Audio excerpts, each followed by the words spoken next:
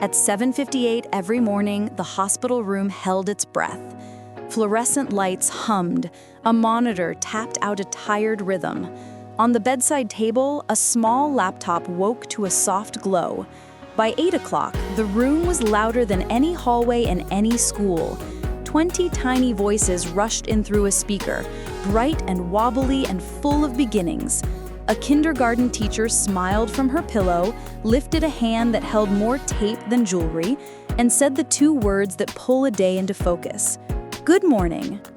Her name is Kelly, and she has taught little humans how to hold a pencil, share a snack, and find the courage to raise a hand for more than 30 years. She knows that 5 years old is an age of shoelaces and enormous feelings, of questions that come in clusters, of first friendships taped together with laughter and crumbs.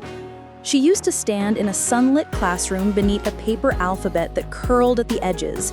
Then illness returned and the sunlit room moved to a hospital where visitors were quiet and machines were not. The nurses rolled in the medicine, the drip began, and Kelly opened her laptop to a grid of faces that made the sterile air warmer. She told her students what she had always told them: "You are safe, you are brave, we can do hard things together."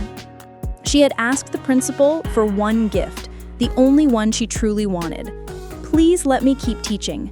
Not because the curriculum could not wait, but because meaning could not wait. Purpose, she had learned, is oxygen. On chemo days, the hospital became a classroom. Storybooks were balanced on pillows. Counting blocks lived in a tray next to the bell that called for a nurse. When the medicine made her voice small, the children leaned closer to their screens as if they could carry her words the last few inches. They sounded out letters and watched one another's faces glow with pride. They practiced patience as a craft. They clapped for the brave, which is to say they clapped for one another, which is to say they clapped for themselves.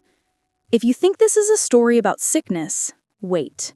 Here is the turn. The monitor on the wall did not know about the letter B, that during B is for brave, it calmed down.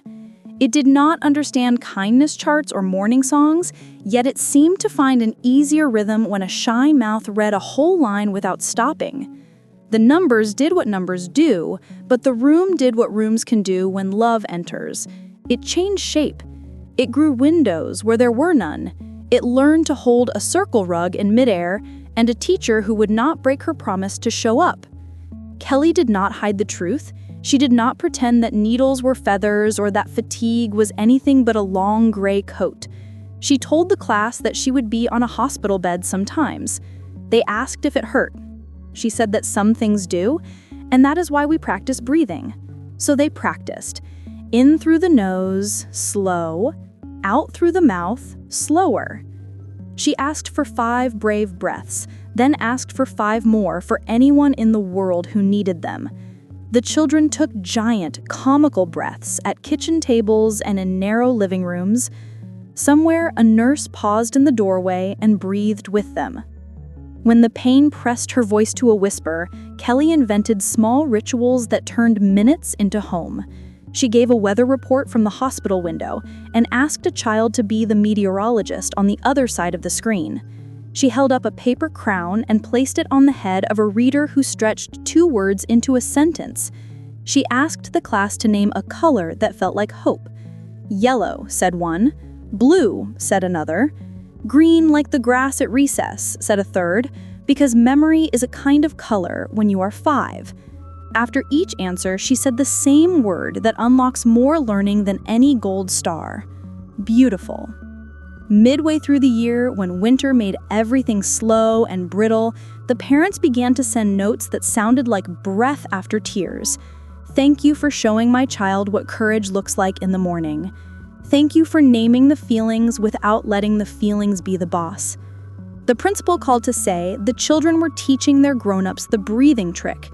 In some homes, the phrase, "we can do hard things together," had attached itself to the refrigerator door with a magnet and was holding up spelling lists and drawings of dogs that looked like perfect clouds. The hardest day came without fanfare. Kelly woke to a weight in her bones that would not negotiate. The drip would be long, the room would be small, and even her favorite storybook seemed heavier than it used to. She thought about canceling class. For a full minute, she considered it. Then she remembered a boy who had read 3 words in a row yesterday, and a girl who had agreed to try her first full sentence today. She remembered the look on a child's face when a letter becomes a sound and a sound becomes hers. She pressed the power button. The laptop lit her face before the medicine dimmed it. The little squares filled with little lives. Someone had lost a tooth and wanted to show the space. Someone had a new baby cousin. Someone had a question about why the moon sometimes follows the car. Kelly took her 5 brave breaths and began. She made mistakes, but did not apologize for being human in front of humans who needed to see what that looks like. When the drip pulled like a tide, she asked the class to stretch their arms to the ceiling and wiggle their fingers. She told them that butterflies shake rain from their wings that way.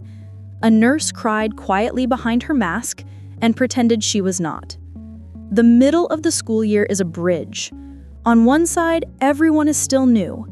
On the other, everyone is about to be a little taller and a little braver. Kelly walked that bridge from a hospital bed. She learned that repetition is not boredom when the thing repeated is love. She learned that a room can be 2 places at once if you invite children to carry half of it.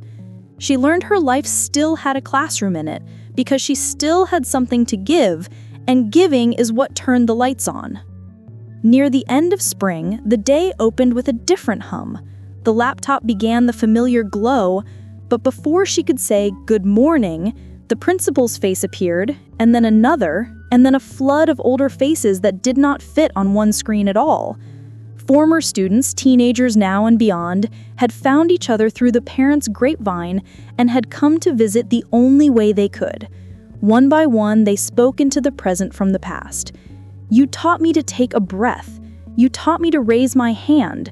You taught me to be kind when I was angry. You taught me that my voice matters. Kelly looked at the monitor and realized that the rhythm she had been keeping all year belonged to a choir much larger than 20. The surprise was not that she had kept teaching. The surprise was that her class had never ended. After the call, the room was the same room, except it was not. She had believed that she was teaching so her students would not fall behind, but the truth stood up in front of her like a child ready to read. They had been teaching her how to keep going. The mantra they said at the end of every class was not only for the children after all. Hands to heart.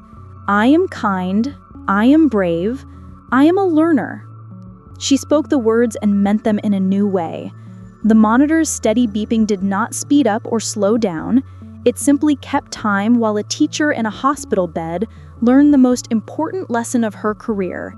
She had not been reduced to a patient. She had expanded into a new kind of classroom, one that fit inside a computer, and inside a body that hurt, and inside a community that had decided to carry her the way she had carried them, sentence by sentence, breath by breath, until everyone could stand on their own 2 feet again.